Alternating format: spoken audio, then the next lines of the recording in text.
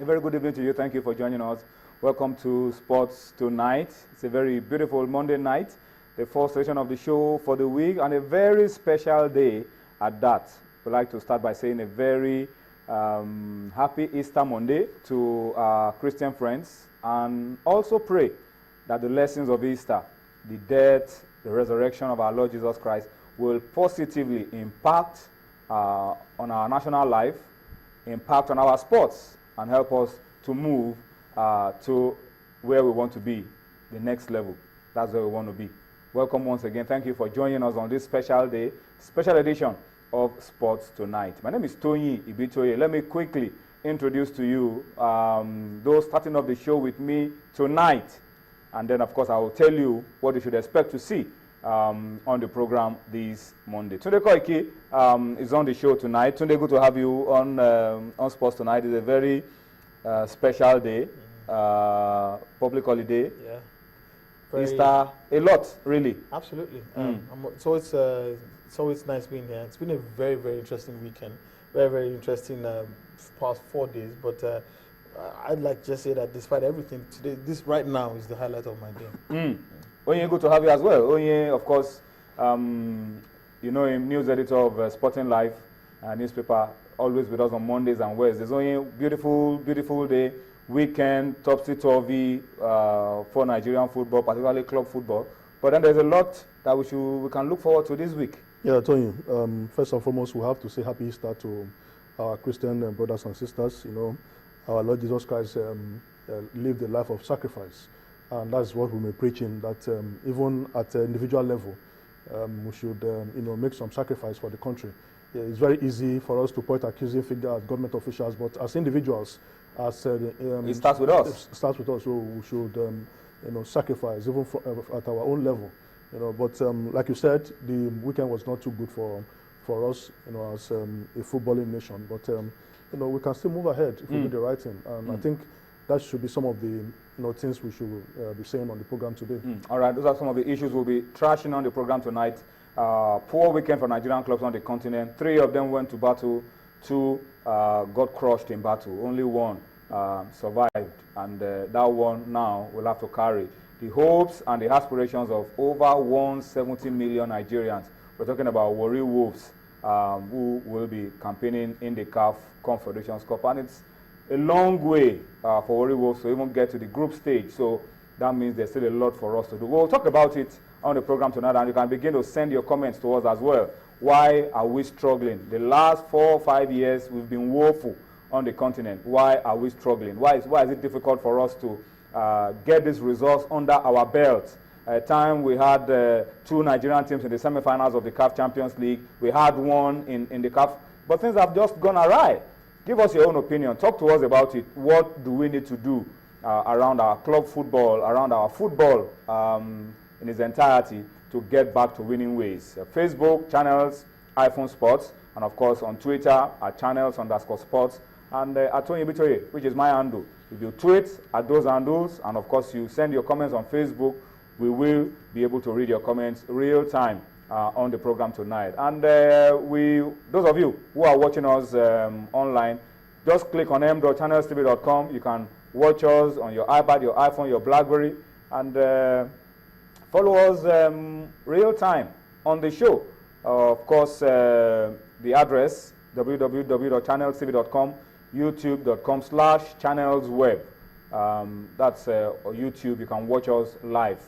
It's real time, and you can enjoy all that we're doing on Channels TV coming your way. And of course, for your Channels app, you can download the Channels app on iOS, on your Windows, or their respective stores, and you are able to carry channels with you wherever you go. Of course, as you send those comments across to us, we will appreciate if you can tell us exactly where these comments, these tweets are coming from, so that we can appreciate you even more on the program tonight. We will, in the next couple of minutes, of course, be taking you into the boardroom. The CAF Congress is holding tomorrow. We'll talk about it. We will also be talking about the weekend, the draw for the African Nations Championship.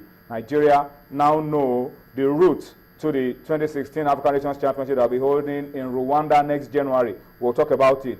The beach Super Sand Eagles are also going to be busy. The draws have been made.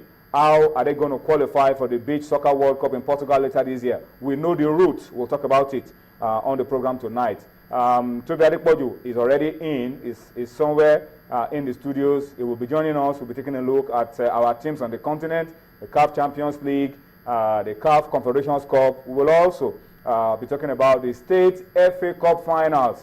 A lot of the finals were decided. Some will be decided before the end of the week, but we will give you a lowdown on some of the results that we have on the program tonight. And then, in case you do not know, today is World Table Tennis Day.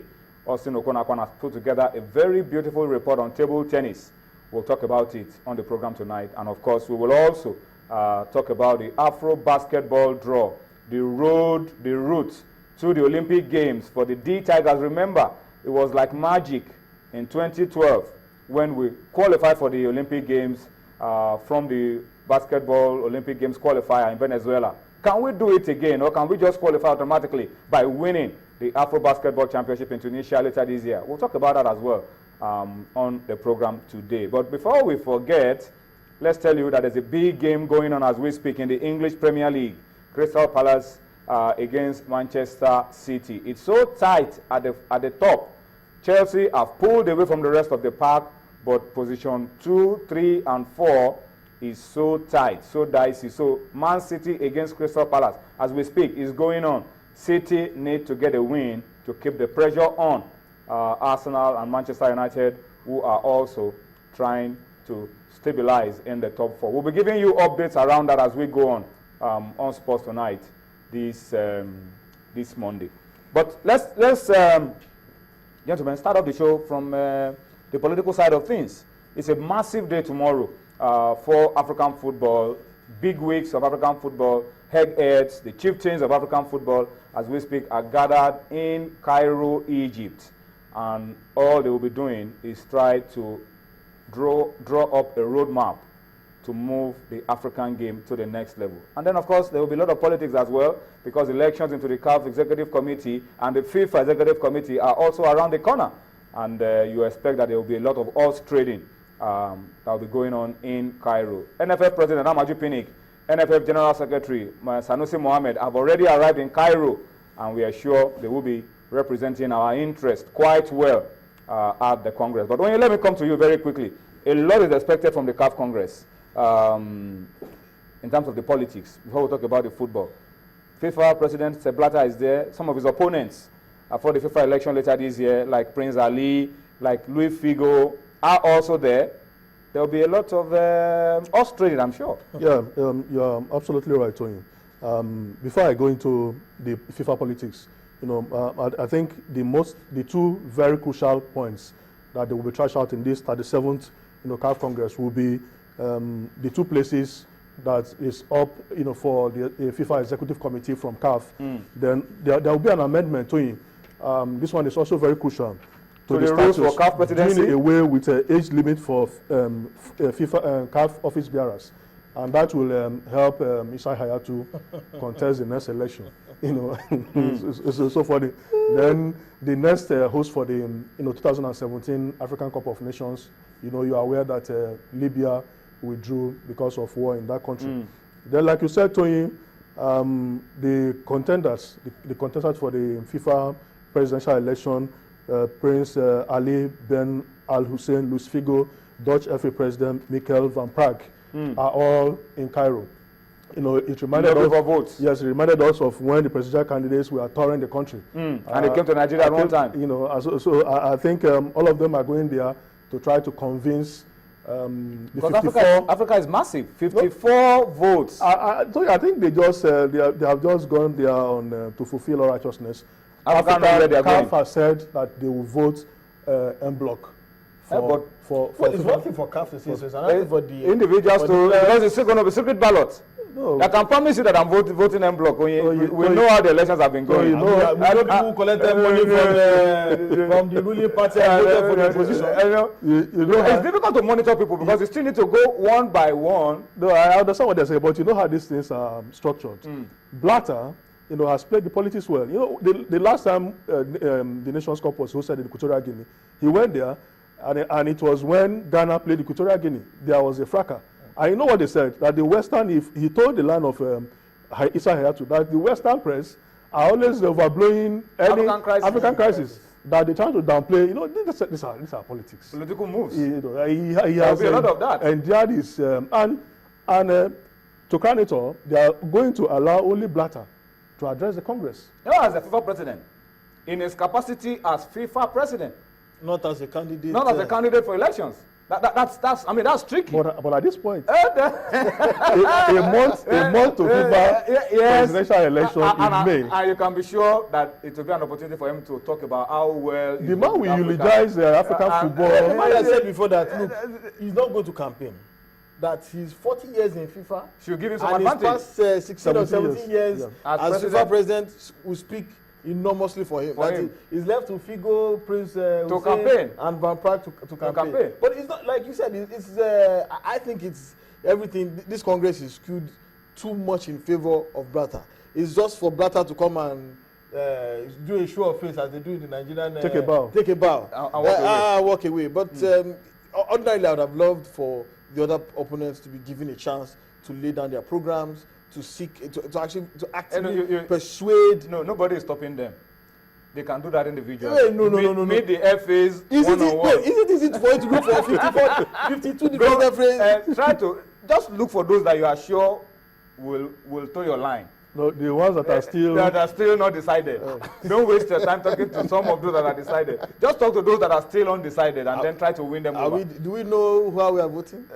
How Nigeria is voting? That's the NFF president that will decide. NFF president will decide all of that. All right, but you can be sure that it's going to be an interesting time at the CAF Congress. Apart from the politics, CAF 2015, Morocco pulled out. CAS overruled. FIFA is going to admit, I beg your pardon, CAF is going to admit Morocco into the draw for 2017 because that's the CAS ruling and that's the highest judicial body in sports. So they've agreed that Morocco will be back in the draw for 2017. But they will be naming the host for 2017.